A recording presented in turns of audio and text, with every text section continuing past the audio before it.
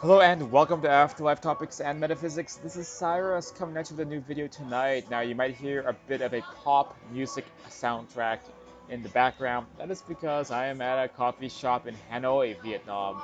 One of the few places that I can find working Wi-Fi. And so if you hear some music, if the audio isn't superb quality, just think of this as the upbeat soundtrack of the video, right? Something like that. So, if you're new around these parts, this channel is about discussing complex, paranormal, supernatural life after death related subjects. And in this video, I'm again discussing life between lives, past life regression therapy, Brian Weiss, Michael Newton, those guys, their immense popularity. But really, what I'm doing is, excuse me, is highlighting a video, a comment feed that popped up on the Afterlife Topics and Metaphysics Facebook group. So sometimes when I see threads come up that I think are very interesting, then I will highlight them on this channel. So this is one such thread. And I guess as a preface, let's just say that I think that this whole subject of life between lives and past life regression therapy is both something that is accurate and inaccurate at the same time, because that's life. Life is all about the gray territories. This is definitely a gray territory, and essentially there's elements of it that I think are real.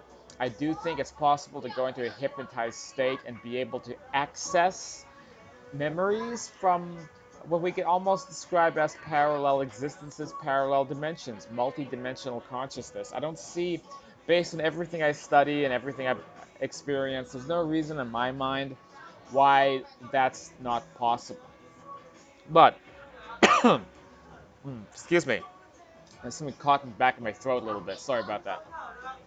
Um, but at the same time, people just make the same mistake again and again. Is that they take a subject and then they cling on to it, and they don't look at it critically, or they create kind of like a dogma or a religion out of it.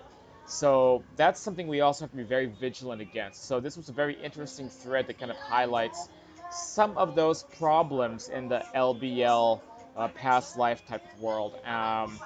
Before I begin jumping into that, by the way, please hit that subscribe button. Still depend on you guys to help get the message out, help grow this channel, help us to expand into something that is relevant and explored by many people. I would, love to see the channel have a few thousand subscribers eventually, and I can really use your help with that. You can punch the notification bell, the blue notification bell, hit that like button. Whatever you do, it really helps support the channel. So if you like this stuff, if you don't like this stuff, if you hate these topics, if you're like a closed-minded skeptic, then hit the dislike button, because at least then I can keep track of kind of the demographics of how many people out there hate what I do. So anyway, so let's continue. So there was a thread that came up on Afterlife Topics and Metaphysics Facebook group. I will keep the people participating, like I won't mention their names because I always feel weird about doing that unless I'm given permission. But I have the screen up, which means that if you really want to see who's participating and what the thread is all about, then you can probably just look on the screen. But I'm not going to say anybody's names besides my own. So basically, a commenter posted, a contributor posted about basically the whole concept of Michael Newton, life between lives. Um,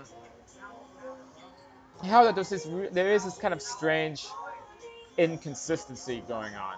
So we read from more, I guess, elaborate, advanced afterlife materials, spirit communication materials, that basically reincarnation doesn't happen in a linear way, like with linear time. Reincarnation happens in a way where our mind is like a pitcher of water. And so we can separate the water that's in the jug out into many different cups if we want to. So, for example, we have one physical medium who posts on Afterlife Topics. You might know who he is. A very gifted person who has been in contact with a deceased daughter who died at childbirth. And basically this spirit has, he's developed a very close relationship, and he's come to find that what he's learned from her is that you can reincarnate and still be living on that side. So it's like part of your consciousness like divides itself apart and comes to live a new life, and then eventually possibly these two souls will merge back together, or it's possible, and apparently even this is something that Bob Olson subscribes to over at the Afterlife TV channel, which is that every single life that splits apart from the soul group can go off to have its own individual existence, even if it's a part of the same soul group. So technically, two different people who are reincarnated can be living their own separate lives, even if their minds are kind of like linked together on a quantum level. They're still off leading their own unique identities. And so the very concept behind dying and then going off in a quote life between lives, where you just kind of hang out, meet people on the other side, and then like, well, nothing else to do over here. It's only that I have the entire cosmos ahead of me that I can explore. Instead, looks like I have nothing else I can do, but I have to go reincarnate, which is, to me, it's a very questionable premise, because the universe is infinite, and yet we have to keep coming back here again and again and again. It seems like something's being exaggerated, but uh, so, if you read some of these works, it basically sounds like you have to come back as you, not multidimensionally. You can't be in both places at once. You have to reincarnate again as a life here, and then you die, you meet with people, you get your little report card, you get like a C+. It's like, come on, you batting average. Don't you want to have a really great life on Earth? Don't you want to make up for all the things you regret? Like, oh shucks, I guess you're right. Guess I'm going back into a new body. And this is how most people conceptualize reincarnation. And it doesn't encompass that multi-dimensional way of looking at it, so I don't think it's accurate. So we do have this inconsistency in the material, which I think we need to think about. So my response is, well, I think these soul group past life experiences are either heavily disconnected from actual afterlife experiences, or sometimes intentions of the hypnotist and patient together create the kind of like a false memory.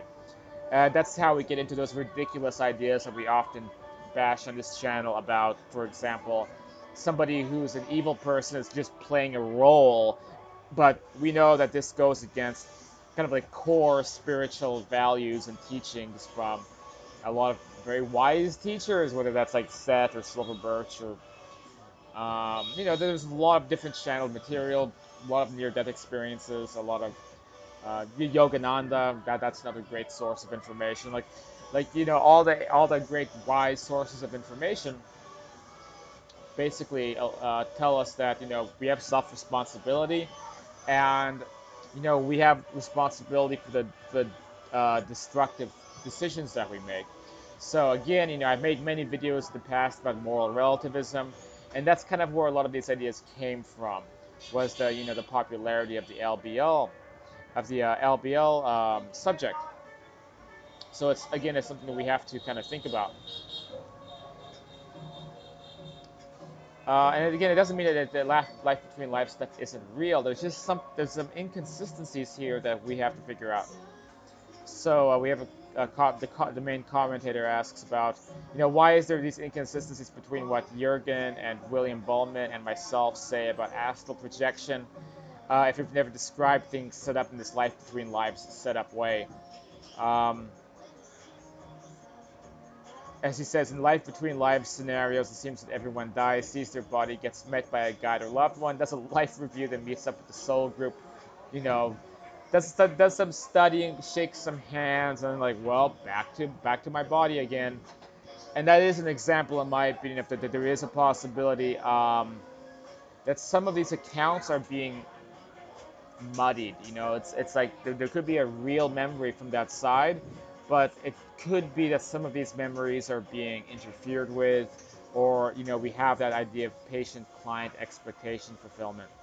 So now we have some other contributors who wanted to chime in. So we talked about Dolores Cannon. Um,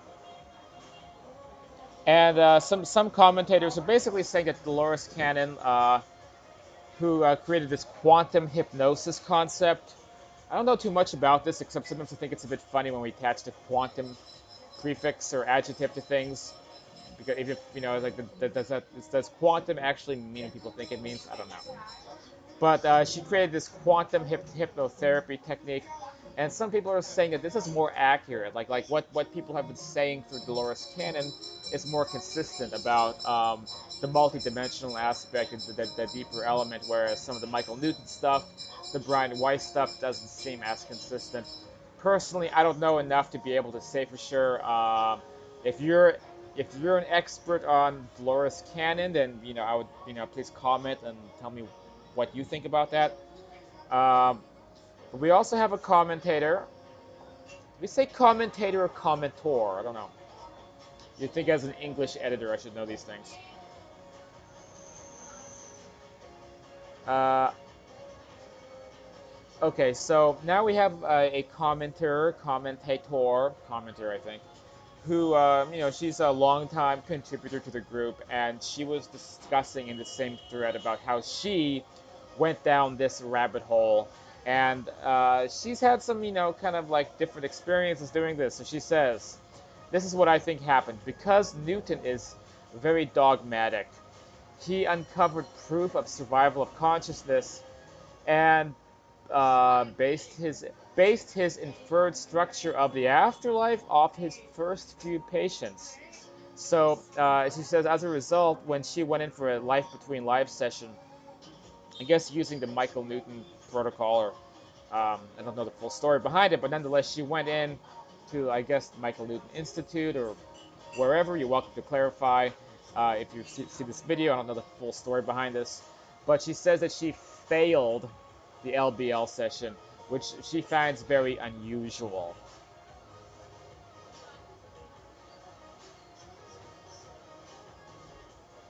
So she basically says her deceased husband did come through during the session, and she found herself like at the entrance of how do you say, like, maybe, I don't know, some otherworldly location, but her husband then sassed the hypnotherapist, which she thought was funny and awkward. Uh, but she goes on to say that the issue that happened when she went under this regression is that her experience was outside the orthodoxy, so by their standards, it wasn't a proper regression session, which uh, to me, that's highly suspect. It's almost like they have a like preconceived idea about what to expect, and if something goes against the grain, then it's considered, well, maybe this isn't legit. Whereas in reality, it may be that the ones that are conforming to their expectations are the ones that are not accurate, and it's the ones that are trying to differ away from that they're dismissing. So we're looking at a possibility, at least based on this one anecdotal account, that maybe what they're doing is they have this idea of what the life between live sessions, what these afterlife accounts are supposed to be like. If it doesn't fit that mold, then they throw it out, which creates this huge bias problem. So she says she accessed her most recent past life, which she thought was kind of dumb. The life was dumb. Involved being forced to move to America. They weren't sure if if the fears were related to a past life or some kind of like alien abduction experience. Um, uh,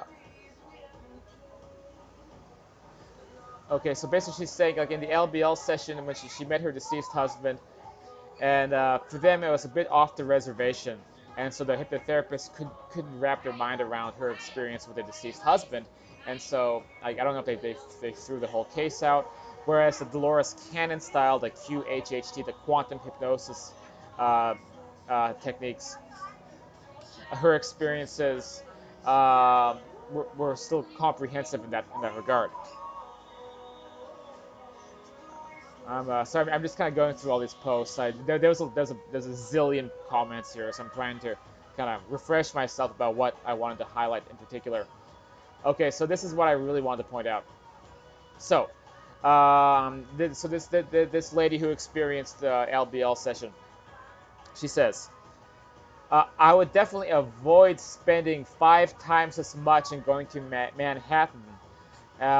Instead, do more of the quantum therapies because, in this case, the hypnotherapist wasn't like, no, no, that can't happen, or you can only meet ascended masters. Okay, so basically what's going on is that the story isn't quite fleshed out. I'm having some difficulty figuring out exactly what the negative experience was with the Life Between Lives group, but it sounds like what happened is she met with her deceased husband, and then the people facilitating the hypnotherapy said that that's impossible because the only people that you meet with in these sessions are ascended masters, guides, or whatever, that you won't meet with deceased loved ones. Obviously, this whole channel, this whole subject is about meeting with deceased loved ones. I mean, we meet deceased loved ones astrally. We meet with deceased loved ones in near-death experiences. They come down to the hospital room and help take people away. Powerful mediums bring them in. Physical mediums, like, physically bring in deceased loved ones' voices or even parts of their bodies materializing into rooms.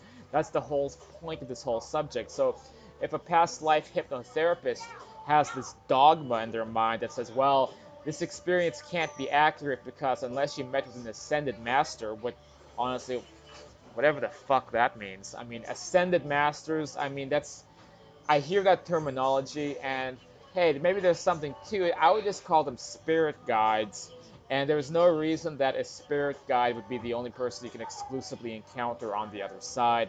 That's ridiculous. So then when the LBL, when the Life Between Lives hypnotherapist, when it was reported to him that she was meeting with her husband, he says, "Oh, it's your husband? Tell him he can move on, and there are people that can help him." And so then she says her husband was like, "Is this piece of shit telling me how to be dead?" So this had me cracking up laughing.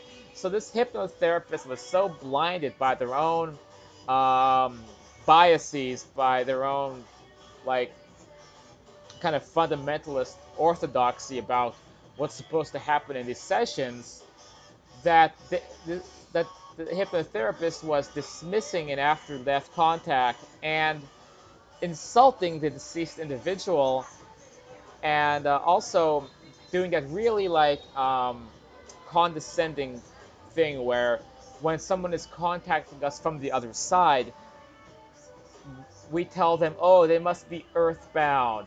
They'd have to go to the light. Why are they stuck? As if somehow it's like wrong or impossible for deceased people to come to us. It automatically means that they are earthbound or they need help. They have to, quote, cross over. Complete and utter nonsense. This lady's husband, basically laid the verbal smackdown on the hypnotherapist for coming up with all this stuff. Where does all this stuff come from? It's new age quackery. So that's kind of meat and potatoes. But I wanted to point out something that was posted by a long-time contributor and supporter of Afterlife Topics. She says, "I am a certified hypnotherapist, and personally, I'm on the fence about uh, Life Between Lives hypnotherapists. All hypnosis is self-hypnosis. Put it simply, it is done by bypassing the conscious and the subconscious to what Newton would call the superconscious mind, similar to being in a deep meditative state. I've read Newton and Cannon's work and recently had this discussion with a couple of mediums and someone in the scientific field of consciousness studies. We discussed the possibility that it could be past life memories or maybe genetic memories passed down by DNA from ancestors. Generally, the consensus is that it could be a combination of both. I can't dispute Newton's work or that of Cannon's and Brian Weiss's as well. Just not sure where I stand, although my daughter, deceased daughter who passed, has said we've been together many times. Interesting topic. So I want to wrap this video up. Here's my opinion. Yes, there is reincarnation. It happens multidimensionally. We can access our memories from other lives, even if those lives are simultaneous. So we can certainly have the feeling or the memory of having been with other people in other lifetimes. But somebody else who is incarnated as you could be living on the earth right now with you. You might meet somebody who's just like you guys are just totally synchronized, as if you're the same person. I think this is kind of how it works. I think that when you die, if you choose to reincarnate after you exist on the other side, you might not even be consciously aware of it, except just like here, when I have all these like astral memories and dreams of living on that side and full-blown astral projection experiences, that's because my mind is synchronized to a second version of me that lives on that side. And that second version of me, his mind is synchronized to the version of me that lives here. It's only after I die here that I'll start to like merge those memories back together. That's just one like that is my closely attributed parallel self. I might have a version of me that's a doctor living in Zimbabwe and a farmer in Mongolia that I don't even have any awareness of these people at all. And I may only have access to those parallel lives in the far future if I someday merge my consciousness back into those different embodiments, which is what we're told can happen on the other side eventually, like all your multiple facets of the diamond come back together. Which means basically, long story short, when you die, you're not going to be forced to reincarnate. You will basically be just continuing as you are right now. And all this other stuff is happening in the background in super consciousness levels that you won't even necessarily have access to. And a lot of these LBL guys, look, I think that they mean well, and I think that you can access these parallel hyperdimensional memories if you can bring yourself into a hypnotized state, and you can be guided by somebody to do it. And I've known people who have done this through out-of-body work, where they've been able to relive past lives through akashic experiences. So all that is real. But what's happening, I think, is the legacy of Michael Newton. What's happening is they've applied an orthodoxy to it, and this is creating more disinformation than anything else, and we have to be aware of that. This is Afterlife Topics and Metaphysics. I hope you like this video. I hope you like this discussion. Leave some comments. Let me know what you think. Get involved with afterlifetopics.com if you want to support this work and also learn about these concepts in depth. I have a couple books out there like Understanding Life After Death and the newly released Afterlife and Beyond. And I'm always happy to take messages, you know, grab my book and shoot me a message, tell me what you think, and within reason, I can respond to you sometimes. If you want like really customized videos, people who subscribe and join classes, I have to prioritize for them. But sometimes I'll do a custom video if it's an interesting topic, you know. So that's it for this video. I'll see you guys soon. I'm going to probably try to do another one here in this coffee shop in Hanoi, Vietnam. I hope you like the soundtrack in the background. Yeah, doing the best I can given what I have to work with as I kind of hop around places in Asia, live out of my backpack. It's exciting, but it's sometimes a bit challenging. Anyway, I'll talk to you guys soon.